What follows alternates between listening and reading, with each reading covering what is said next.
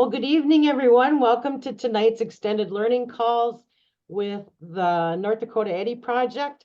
We're happy to do this series in partnership with them. And I'm going to introduce Tori Allen. She's the EHDI Family Engagement and Support Liaison.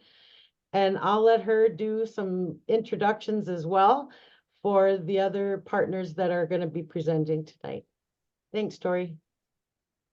Hi, everybody. Like Deneen said, I'm Tori Allen. I'm the North Dakota EHDI Family Engagement and Support Liaison. And I also am a parent of a deaf, hard of hearing child. She's an adult now, I guess. So she's in college. So we've come a long ways with that. Along with me, I have Jerusha. She's the North Dakota EHDI Program Director. And our special guest here today is Jordan Anderson. And she's the early intervention specialist with developmental disabilities in the Part C world for the state. And she'll be going through lots of great information tonight, and hoping to get some questions answered if there's any questions. But I'll just kind of let Drew kick it off with kind of an overview of what EHDI is. So, hello, as Tori mentioned, my name is Jerusha Olthoff, and I am the Program Director for the Early Hearing Detection and Intervention Program. And I've worked with the Early, which is also pronounced EHDI. I have worked with them for approximately 17 years in different capacities. We want to start the series of learning calls off by giving a brief overview of what early hearing detection and intervention is. So in this slide, there's a map which displays states and territories, and if there's a law or rule requiring newborn hearing screening and reporting. And what EHDI is it's a system of care focused on hearing health that begins with the newborn hearing screening. Every state and territory has an EHDI program dedicated to supporting the strengthening of a coordinated system of care. Each state and territory differs in how that system of care functions based on their laws, funding, and collaborative efforts among providers. Specific to North Dakota, the EHDI program is located on the campus of Minot State University in Minot, North Dakota, and is run through the North Dakota Center for Persons with Disabilities, also known as NDCPD. And in 2000, NDCPD applied for and received funding from the Health Resources and Services Administration, HRSA, to support universal newborn hearing screening. In 2005, NDCPD was designated as a bona fide agent acting on behalf of the North Dakota Department of Health, which allowed NDCPD to apply for and receive funding from the Centers for Disease Control and Prevention, or the CDC. And that funding is used to support a coordinated data information system to track hearing screenings, diagnostic information, and earlier intervention information for the entire state of North Dakota. You can go to the next slide, sorry. Okay, so in this picture, it's a picture of a roadmap which is provided to families so they can track their child's path through the EHDI system of care. The EHDI program follows and promotes principles and guidelines developed by the Joint Committee on Infant Hearing, which is we refer to as JCIH. The JCIH guidelines have key benchmarks or timelines referred to as 136, and the benchmarks are used to measure the successful implementation practices for hearing screening, diagnosis, and enrollment in early intervention. The North Dakota Infant Hearing Roadmap is a visual representation of those benchmarks. And if you look at the roadmap and the road signs, they show that by 1 month, the one represents the hearing screening process, which should be completed by 1 month of age. And when you get to the road sign that says 3, the 3 represents the audiological diagnosis, which should be completed by 3 months of age. And 6 represents enrollment in early intervention, which should occur by 6 months of age. It is also recommended that family support services are offered to families and hopefully enrolled by 6 months of age. So through the series of the learning calls, the presenters will provide more in-depth insight of the various aspects of the early hearing detection and intervention system of care. So now I'll pass it back to you, Tori, so you can talk more about the family support piece. Yeah, thank you. I wanted to just kind of go over a high level of our North Dakota family support resources that we have and how this all kind of ties in. You know, it starts with EHDI in most cases, where we are finding those young kiddos that potentially need some family support resources. We have lots of things that we send out to families once there's a diagnosis and things like that. Gives lots of information on other family support areas. But we do have some very specialized ones here in North Dakota too. We have North Dakota Hands and Voices. I have the chapter information up there, along with the Facebook page, which is a great resource for families with those kiddos that are diagnosed with hearing loss. A great family of support there, made mostly up, or majority of the board is made up by parents of kids that are deaf, hard of hearing. And then there's also some professionals on that board. There's some things like that. So it's a great opportunity to kind of connect with other families with the kiddo with hearing loss. So encourage you to check that out. Next, we have North Dakota Family Voices, which is kind of where Denine's wheelhouse is. She's the executive director there. Also, their contact information, their website link is on here as well. And I know later in some of our extended learning calls, we'll have more information about Family Voices coming. So this, again, is just kind of their contact information. And then our last one that I have here is the North Dakota School for the Deaf, the Parent Infant Program. And their contact information as well. We do again have another extended learning call with more information on the parent infant program and the North Dakota School for the Deaf. But again, just wanted to give that high level of these fantastic family support resources we have in North Dakota. And just to kind of tie that all together with all of them. So with that, that's kind of a high level of family support. I'm going to turn it over to Jordan so she can talk about Part C of North Dakota. Awesome. Thank you, Tori. So I'm here as they introduced me. I'm the early intervention specialist with the state of North Dakota. I work with our Part C coordinator, and I have about 10 years, 9 to 10 years of early intervention experience under my belt. So anything birth to 3, I can hopefully answer any questions you have today. And if I'm unable to answer them, I can always get back to you as well. So Tori, if you want to go to the next slide. Thank you. So what is Part C? So Part C is part of the Individuals with Disabilities of Education Act, so IDEA, which most of us are very familiar with. And Part C within IDEA, it states it promotes the development of infants and toddlers with delays or disabilities, enhances the capacity of families to meet the developmental needs of their infants and toddlers, minimizes the need for special education services once those children go to school. That's kind of our hope. And then enhances children's long-term outcomes. It was established in 1986. Congress saw the benefit of beginning services at birth, and it was added to IDEA. And it used to be called Part H for, in case anyone's getting confused. And there's some key principles of Part C. Infants, toddlers, and children learn best through their everyday experiences and interactions with familiar people in familiar contexts. So when we do Part C services, they are within the child's natural routine. So they are within the home with the parents. We are parent coaches. So we are coaching those parents on how to work on those developmental skills within that child's natural routine. All families with the necessary supports and resources can enhance their children's learning and development. And that is another key principle of Part C. And then what is included in Part C? So Part C includes Right Track and early intervention, and I'll go over both of those programs today. So Right Track. Right Track is a free developmental screening and follow-along program for your child. Birth through 2 years of age, so birth to 3.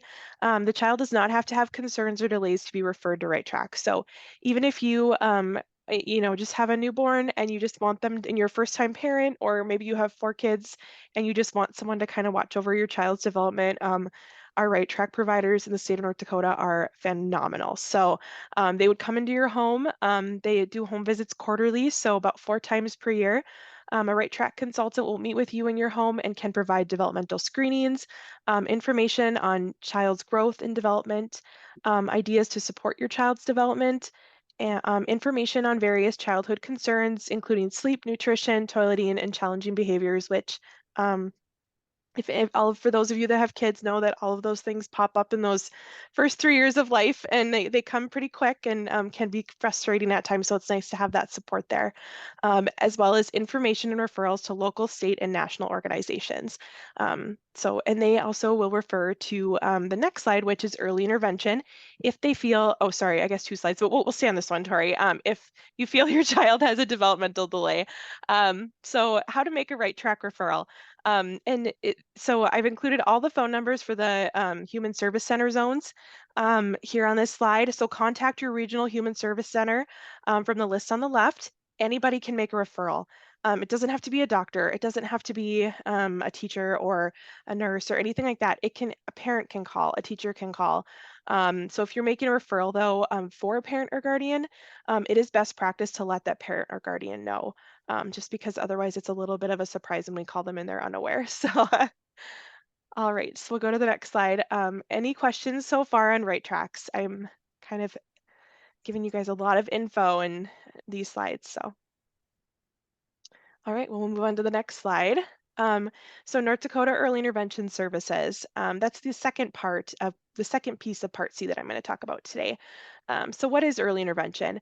North Dakota Early Intervention Services can identify infants and young children, birth to up to their 3rd birthday, who have developmental delays. If a child qualifies, an individualized family service plan or an IFSP will be written. This plan can include ongoing home visits, consultations, and parent coaching. Types of home visitors will depend on the child's needs. So the home visitor consultants can be an early intervention service coordinator, early childhood special ed teachers, occupational therapists, physical therapists, social workers, and or speech language pathologists. And the big question we get is, how much does it cost? Services are of no cost to the family, and I should also say that's also with Right Track as well. So both these services are of no cost to the family, and they're both covered, I guess not both.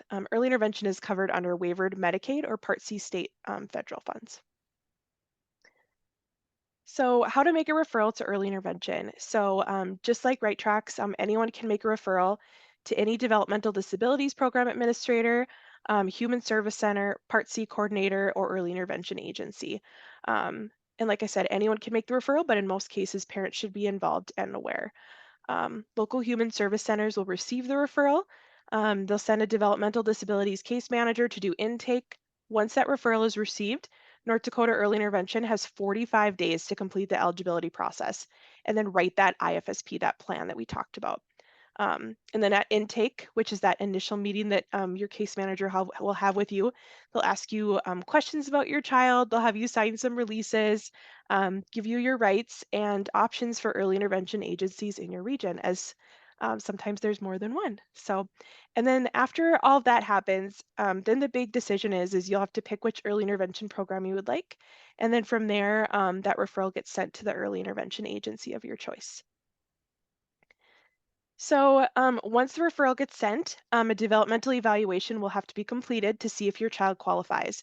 And the biggest question I get is, what should I expect? It's when you hear developmental evaluation, it sometimes can sound daunting or scary.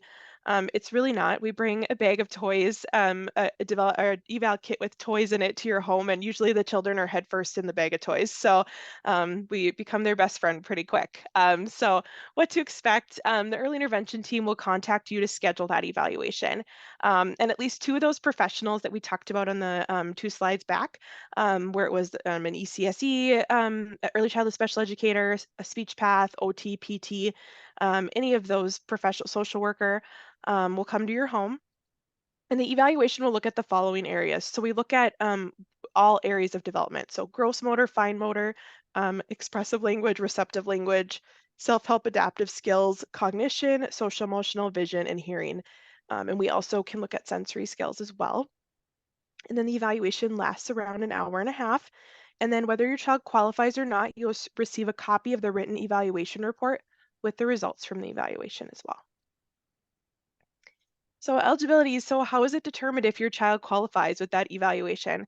The evaluation is sent to your DD program manager, developmental disabilities program manager, who brings it to the eligibility team. This team consists of DDPMs, developmental disabilities program administrators, just a bunch of people that work in that department. And then to qualify, two of those developmental areas must be delayed at 25% or more, or one area at 50, or one of the diagnoses from the high risk list or informed clinical opinion. And when I say the high risk list, that is located on the Health and Human Services website under early intervention, and it gives you a full list of what would be kind of an automatic qualifier on those diagnoses lists. And then an informed clinical opinion would be if your child is kind of rocking that two areas or more at 25%, or one at 50, maybe they're 49%, or two areas at 23%. If the early intervention evaluation team felt that they should qualify, they can write up that document and send it off to see if that would assist in the team qualifying them for early intervention. And then how will you find out if you're eligible? So the DDPM assigned to the family will reach out with the results to you. And then from the time the referral is received to the time the IFSP needs to be written is 45 days. So really the whole process, it takes max a month and a half to get your child up and ready in early intervention. And then the other question I get is, how do I pay for early intervention? Is it free? Once again, early intervention is at no cost to the family. The family has the option to apply for the home and community-based services Medicaid waiver. And this means that the family income doesn't impact eligibility. It goes off the child's income, which is zero. And then the state can also utilize Part C funding to pay if the family does not want Medicaid or would not qualify due to citizenship or other reasons as well.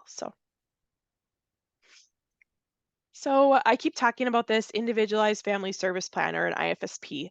So after a child qualifies and the family has accepted the services, this IFSP is written. And what an IFSP is it's a written plan for providing early intervention services to an infant or toddler with a disability or delay to meet the child and family's concerns, needs, and priorities. It states the desired outcomes for their child and themselves. It lists the services and support that will meet those outcomes. It describes when, where, and how services will be delivered. And then services have to be delivered in the child's natural environment. So it won't be in like a therapy office or at the early intervention office or anything like that. It will most likely be at the child's home. It could be at childcare, the park, the grocery store, anywhere where you would naturally be with your child. And then I have the kind of some more examples of the natural environment down below there.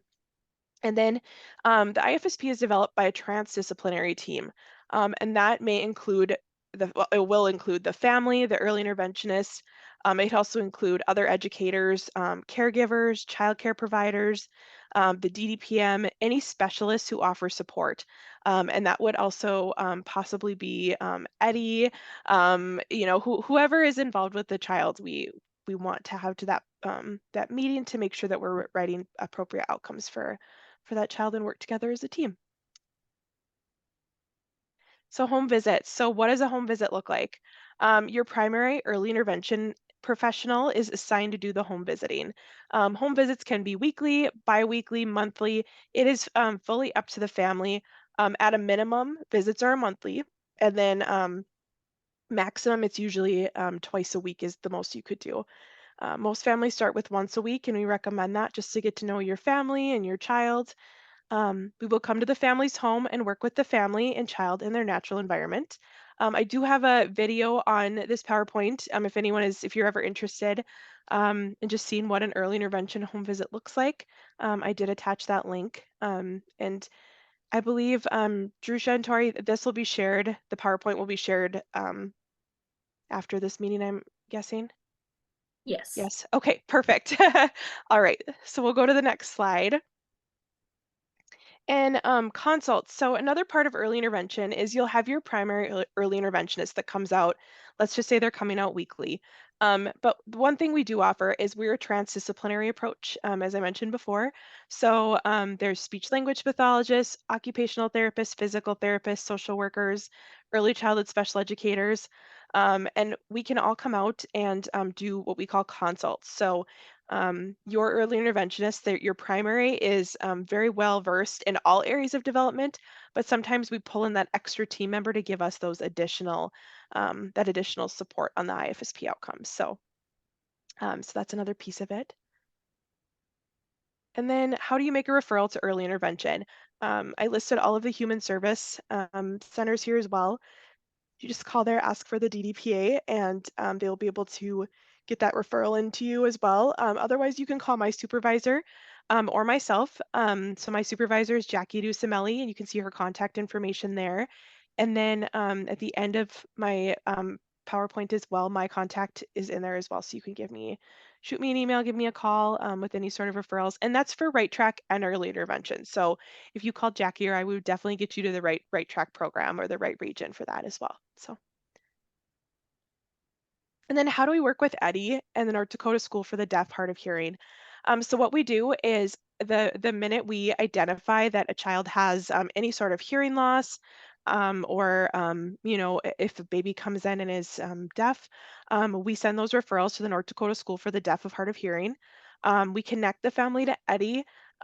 That's kind of our goal, is we want this family to be lifted up with supports right away, and for you and your child to feel like you have the support you need to support your child's development. So, and then what's the difference between the parent infant program provider, so a PIP, and a primary early intervention provider? So we call them PIPs and PEEPs. I know that's silly, but the early intervention one's called a PEEP, and then there's a PIP. So PIP, which is the parent infant program provider, is a family-focused program for young deaf and hard of hearing children birth to 3 to 5 years and their families. Specialized activities to meet the needs of the family and learning style of the child. So they really hone in on those language and any of the skills that's kind of affecting that child, or could affect the child due to their hearing loss or their diagnoses. And then the PEEP, so that would be early interventionists, provide strategies and support globally, so all areas of development in their natural routine. So we're very similar in what we do. It's just PIP gives that family that extra boost in what they need in working with their child's hearing loss. They're phenomenal. In my years of working as an early interventionist, the PIP I worked with was always on top of things and making sure that family had the resources they need for their child to be successful. So. And then the question is, why would you have both? So the people focus on all areas of development, like I said, that global development, and the PIP works closely with the family and PEEP to provide specialized strategies. So I highly recommend you have both. And as whether you're working with a PIP first or the PEEP, so early intervention, or the North Dakota School for the Deaf, Hard of Hearing, we will recommend that you have both. So any questions? All right. Well, if you go to the next slide, thank you so much for having me today on this call. I just have to give a big shout out to Tori and Drusha for inviting me tonight. I've been really excited about this, and I'm honored that you asked me to be here. So my contact information is here, as well as my supervisors, Jackie Udusameli. So thank you guys. Thank you, Jordan. I really appreciate that. Sometimes that stuff can be super confusing. Talking from a parent that had a deaf, hard of hearing child, those supports are super important to get them on the right foot. I just kind of wanted to make note of our continuing extended learning calls that are upcoming. Our next call will be on March 7th.